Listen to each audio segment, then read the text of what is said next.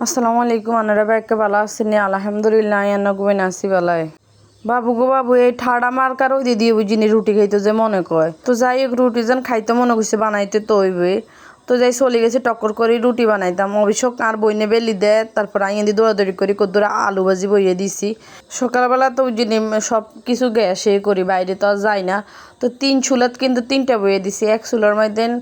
আলু ভাজি বইয়ে দিছি আর 2 চুলার মধ্যে মানে রুটি বইয়ে দিছি এত বেশি গরম হয় যে মানে চুলের দুয়ারে খাড়াইতেন সম্ভব ন যত আগে চুলের তুন বাড়িতে তত আগে বাঁচি মানে এত বেশি গরম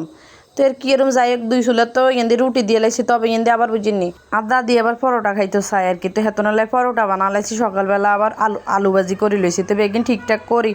খাই দিয়ে এরা চলে গেছে চুলের দুয়ারে তো আজ রান্ধমের মুরগির ঠ্যাং তারপরে হানা কিছু আছে এই হিন্দি এই মানে রুনে মুচ্ছের মতন দিম তারপরে কদু রান্ধম আসলে রিজিকে থাকলে কেউ নিতে পারে না কদুইয়া বুঝিনি আঙ্গ ফুকুর পাড়ে গাছের ভিতরে মানে কদু গাছের ভিতরে হয়ে গেছে আনমা কইতে ইত্য ন তো ফুকুর পাড়ে কদু হাতে আনতে গেছে আর বুঝিনি দেয় যে কদুইয়া মানে হাতার ভিতরে হয়ে গেছে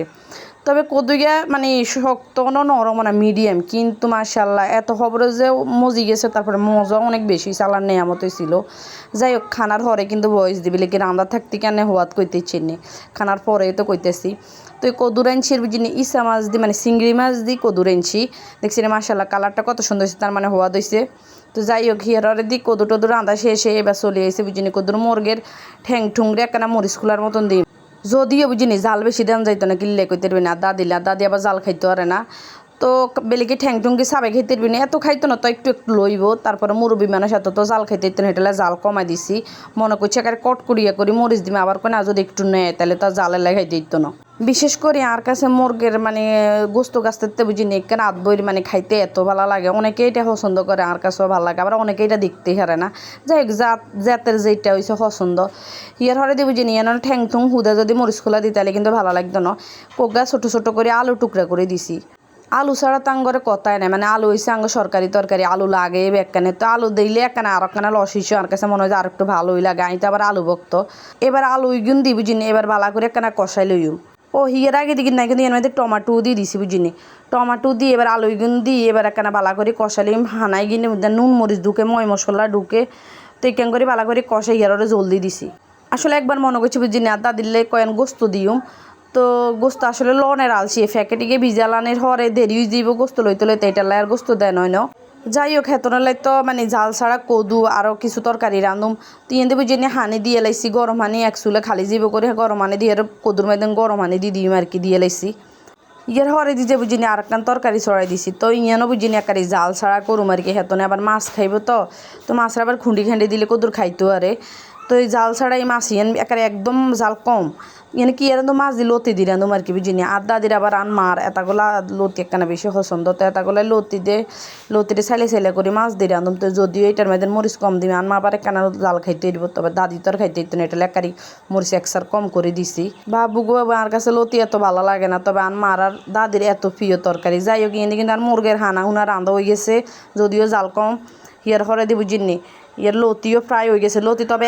এক চুলে হয়েছে আর বুঝিনি বেগিন তো হয়ে গেছিল সেটা এক চুলে হয়েছে দেখছেন কি সাদা সাদা তরকারি হয়েছে তবে আর কাছে মনে হয় যে এটা রুগীর তরকারি একটু জাল না হইলে ভালো লাগেনি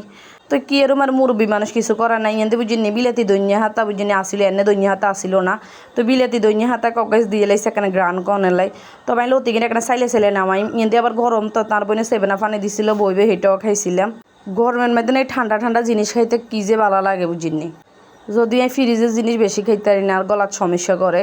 যাই হোক চুলের দুয়ারে খাইতে তো ভালো লাগে এনে কিন্তু আর টুকুর করে লতি এনে হয়ে গেছে তবে চুলের উপরে যতটা সাদা লাগছে মানে নামাইছে এত সাদা লাগে না যদিও মরিচ কম অলিক ঠিক আছিল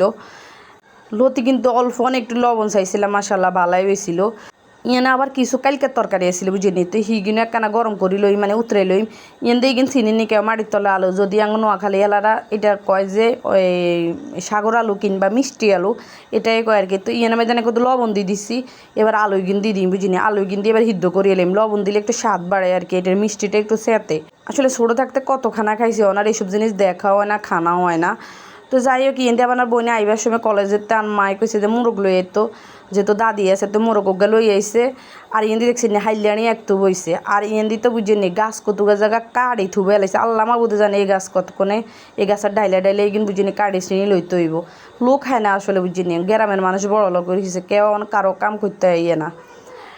তো ইয়ার হরে সন্ধ্যাবেলা চলে এসে বুঝিনি কত কফি বানাইতাম তবে ভাবরে কফি কিন বানাই নিজে আশ্চর্য হয়েছি কফির মাধ্যম যে মানে এত বেশি কফির গুঁড়া দিছি যে এত তিতালাই কোনো কফির মাধ্যমে মুখ দেওয়া যায় না। ব্যাকে কফি খাই ফিট হয়ে গেছে মানে আমি নিজেও ফিট হয়ে গেছে আহা কী বানাইলাম কিন্তু এর মাধ্যমে কত দুধের গুঁড়ি দিছি চিনি দিছি একটু স্বাদ বাড়ালাই কিন্তু এটা স্বাদটা হইছে কিন্তু তিতা বেশি হয়ে গেছে আর কি হয়েছে সমস্যা। শুধু এই হাইল্লা বুঝিনি কফি না কফি আরও কত জায়গায় এক্সট্রা করে রাখছে অনেক বেশি লয়ে লিছি কিন্তু দুপুরে যে আলু ইগিন মিষ্টি আলু ইগিন ইয়ে করছিলাম সিদ্ধ করছিলাম তো ইগিন ব্যাকের লাই লিছি কই ব্যাক এখানে খান ভালো লাগবো তো মিষ্টি সিয়ন তো এই আলুর মধ্যে মিষ্টি বেশি আবার কিন্তু দুধের গুঁড়ি কাপের ময়দানে আবারও দিছি বুঝিনি কফির মধ্যে তো দিছি আরও মিডা মানে স্বাদ বাড়ানোর লাই আবার দুধের গুঁড়ি আরও বেশি বেশি করে দিছি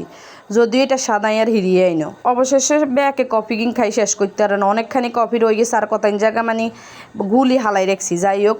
আর বানাইতে দিছে গায়ে হেতাকে 12টা বাজা হালাইছি আর বোনে কইতেছে আপু কত দুধ চা বানাইছেন তার তো মজা হইতো তো কি আর বাবুরে হাঁকে একটু কফি খাইতে হয়। তো ভিডিওটা নিয়ে এনে শেষ করছি ভিডিওতে কোনো ভুল ত্রুটি থাকলে ক্ষমা দৃষ্টিতে দেখবেন। আল্লাহ হাফেজ।